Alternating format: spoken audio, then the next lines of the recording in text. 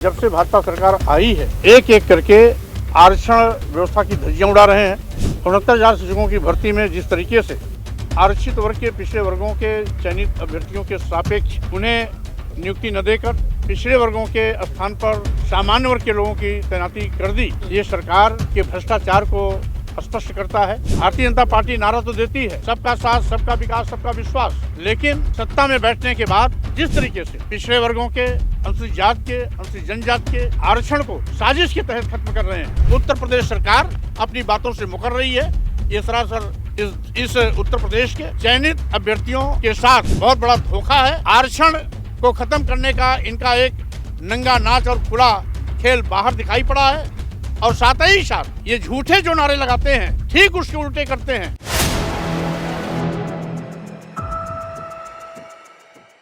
4 PM news network में आप सभी का स्वागत है। मैं हूं क्षितिज कांत।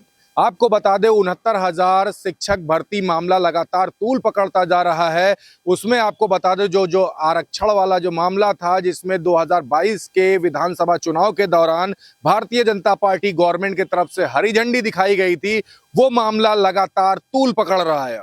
बीते दिन आपने देखा कि शिक्षा मंत्री के आवास घेराव होता है, सभी अभ्यर्थी जब घेराव करते हैं, उसके बाद ये मामला धीरे धीरे बढ़ता जा रहा है। आज के दिन आपको बता दें राजधानी लखनऊ के इको गार्डन में अब इस पूरे मामले में स्वामी प्रसाद मौर्य ने एंट्री मार दी है, और स्वामी प्रसाद मौर्य ने क्या कुछ कहा है उसको आप सुन लें। मंत्री जी, 4 साल से लगातार ये लोग स्ट्रगल कर रहे हैं और अभी तक इनको न्याय नहीं मिला है, क्या कहेंगे, कैसे इनको न्याय मिलेगा? भाजपा सरकार ने भारतीय संविधान के तहत जो भी आरक्षण व्यवस्था लागू किया गया है, अनुच्छेद 340 के अंतर्गत पिछड़े वर्गों को आरक्षण का प्रावधान किया गया, जिसके तहत 27% आरक्षण इनको प्राप्त हुआ है। अनुसूचित जाति, अनुसूचित जनजाति को अनुच्छेद 15(4) और 16(4) के तहत आरक्षण की व्यवस्था की गई है।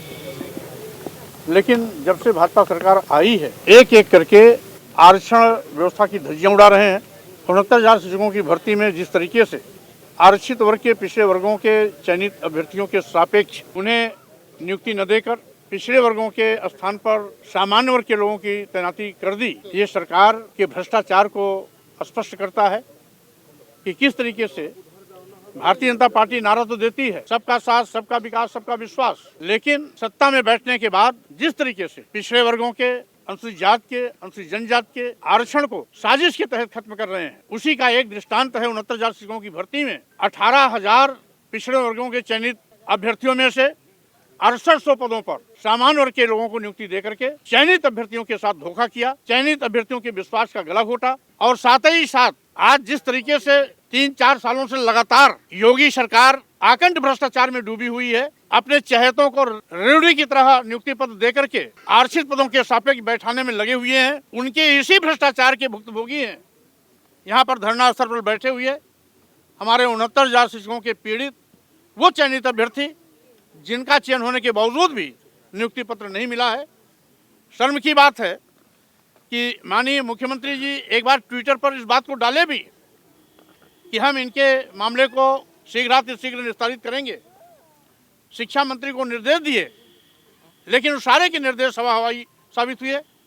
इसी तरीके से माननीय उच्च न्यायालय ने भी उत्तर प्रदेश सरकार को इस बात का निर्देश दिया कि इन 68,000 शिक्षक भर्तियों को तत्काल तैनाती दी जाए, लेकिन उसको भी रद्दी की टोकरी में उत्तर प्रदेश सरकार ने डाल दिया।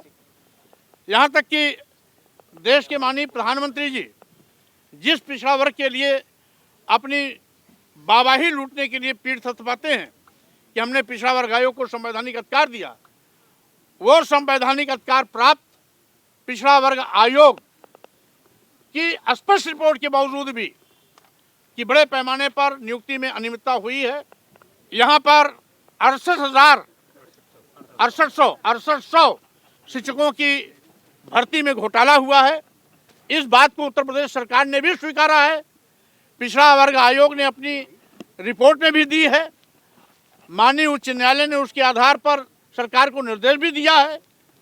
अफिडेविट देने के बावजूद भी उत्तर प्रदेश सरकार अपनी बातों से मुकर रही है। ये सरासर इस उत्तर प्रदेश के चयनित अभ्यर्थियों के साथ बहुत बड़ा धोखा है। आरक्षण को खत्म करने का इनका एक नंगा नाच और खुला खेल बाहर दिखाई पड़ा है। और साथ ही साथ ये झूठे जो नारे लगाते हैं ठीक उसके उल्टे करते हैं।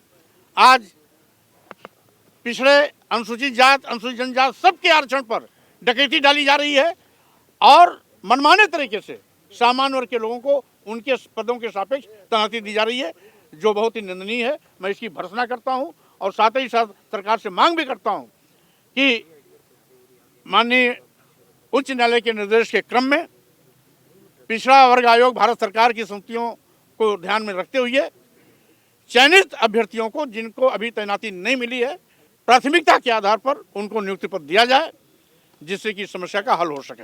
अभी मैं धरना स्थल पर बैठे हुए चयनित अभ्यर्थियों की पीड़ा को सुनने आया हूं।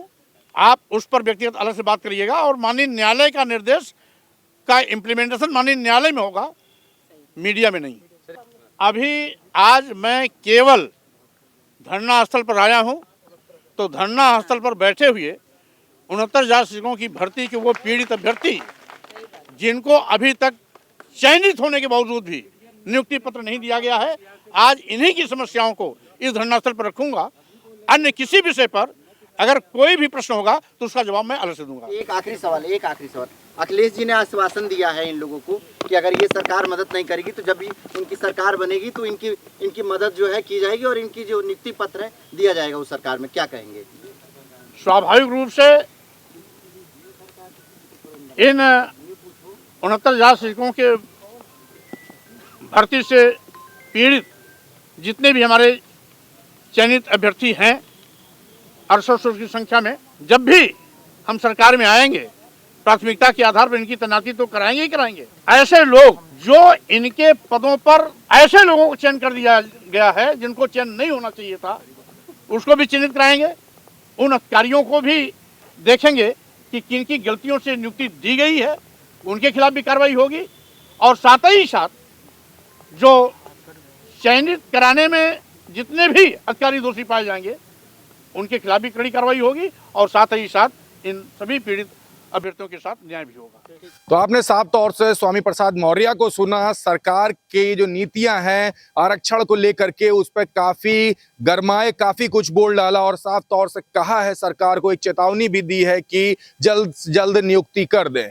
69,000 शिक्षक भर्ती में जो आरक्षण का मामला था, 6800 अभ्यर्थियों का जिनको हरी झंडी दिखाई गई थी, लगातार ये मामला तूल पकड़ रहा है और साफ साफ आप देख रहे हैं एक लंबा समय प्रदर्शन होता, प्रदर्शन के बाद इको गार्डन में प्रदर्शन होता, उसके बाद आपने देखा शिक्षा मंत्री के आवास का घेराव, कई बार मुख्यमंत्री आवास का भी घेराव हो जाता है, लेकिन अभी तक के रिजल्ट कुछ भी 6800 अभ्यर्थियों के फेवर में नहीं गया है। देखने वाली बात होगी क्या कुछ होता है। तब तक ग्राउंड रिपोर्ट के लिए जुड़े रहिएगा 4PM न्यूज नेटवर्क के साथ। मैं हूं क्षितिज कांत, कैमरा पर्सन शुभम के साथ।